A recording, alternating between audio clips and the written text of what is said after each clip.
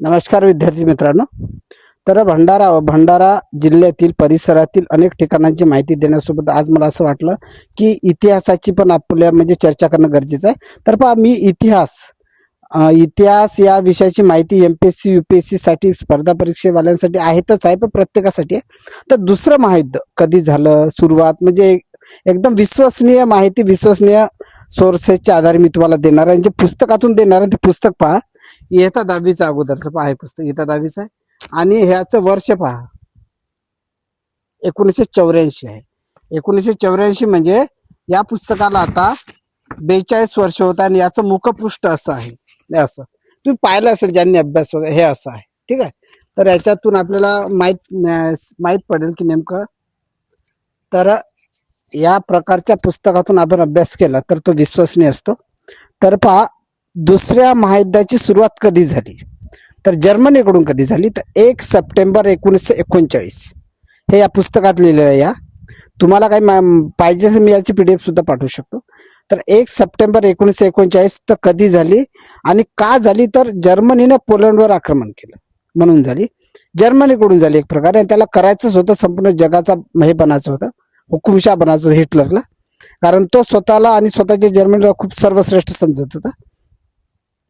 परंतु पोलंडच्या संरक्षणाची जबाबदारी इंग्लंड आणि फ्रान्सने घेतल्यामुळे मग इंग्लंड आणि फ्रान्सने या युद्धात उडी घेतली आणि 3 सप्टेंबर म्हणजे तिथून 2 दिवसांनी इंग्लंड आणि फ्रान्सने जर्मनी विरुद्ध युद्ध पुकारलं आणि खऱ्या अर्थाने नंतर मग युद्ध सुरू झालं.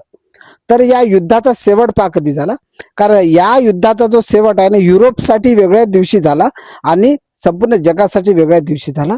तर तो कसा झाला, काय झालं पूर्ण आपण पाहणार, पण आज फक्त इसवी सन पाहणार. तर 2 मे 1945 रोजी रशियाच्या फौजा बर्लिन शहरात म्हणजे जर्मनीत घुसल्या आणि जर्मनी जिकडून तिकडून घेरला गेला. अनेक आघाड्यावर त्याचा पराभव होत होता.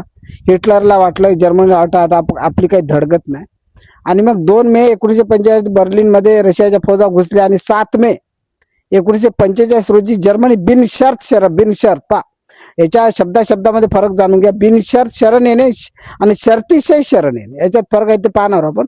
तर 2 मे 1945 या दिवशी